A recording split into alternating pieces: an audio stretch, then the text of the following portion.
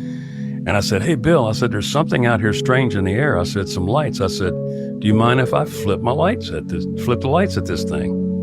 And he just looked up at me literally, and he had that big old gray phone back to his head. And he just kind of waved me off, like, go ahead, do what you want. So I just, honestly, no SOS or nothing. I just flipped it off and on, off and on, off and on 3 times. And I ran back outside. I was probably 25 feet away from the door, and just a little bit to the east of the door, of the front of the door. And just watching it, a couple of minutes went by, maybe a minute and a half. And all of a sudden, this thing goes out, on, out, and on. And it just sent shivers up me. And I went, wow, they do see me. So I literally thought, okay, because I've had them do wing waves at me before, like fighter aircraft or helicopters. They'll do a little swing like that if they see you on the ground. And as security policemen, you're taught that. You are taught hand signals and flashlight signals, for aircraft if you need to be rescued or you're trying to aid them getting to the ground or what have you. You are trained on that. So I just thought it was really cool. And I thought, all right, well, let's carry this on a little bit further, because still it was in the same location, not coming closer, no sound. So as I went in, I said, hey, Michael.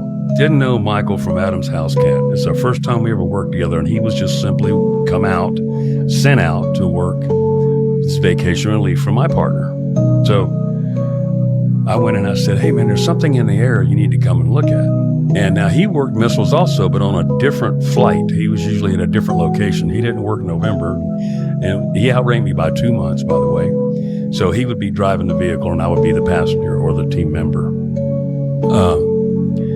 So he kind of looks at me for a minute and really is not too excited. I said, come on out here, man, you got to see this, hoping it would still be there when I went outside.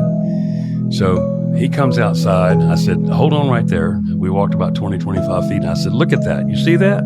He goes, yeah. I said, I just flashed the lights at that thing, and it flashed back at me. And he just looked at me as in disbelief. So I said, stay right here. And I ran in there real fast. And I said, hey, Bill, you got to come see this thing. Because he and we went back a ways, and we knew each other pretty well.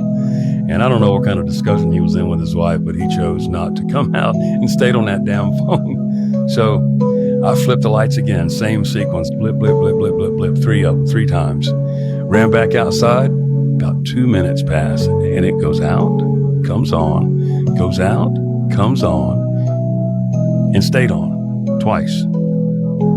3 and 2, that's right. And so he just kind of looked at me and looked back at that.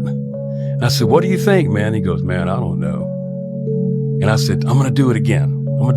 Maybe I said, do you hear anything? Couldn't hear nothing. He didn't hear anything. He didn't seem to be too impressed. I must say that. It didn't seem to really get a hold of him the way it did me. I was excited about it. Still not knowing what it was. I said, it's got to be B-52s. No reply. So I ran back in again. I did the same thing. He stayed right there. Flipped it off, flipped it on, flipped it off, flipped it on. Ran back outside. I know Bill Holloman thought I was a nut by that time. So I get back out there, and it flipped off, and it did not come back on. But when it did come on, it was about 30 seconds or so. It had moved just a little bit north, but it had moved further westward, like from that position to this position, which made it look, say from the 3 o'clock position where I was visualizing it, seeing it, maybe to the 1:30 position, something like that. And it came on, and it just stayed right there. Never heard anything. Never saw any type of flame or anything like an afterburner or nothing. It didn't move. It just was right there. And he goes, hey, man, he said, I don't know. And I said, what do you think it could be? Oh, whatever. And he walked back inside.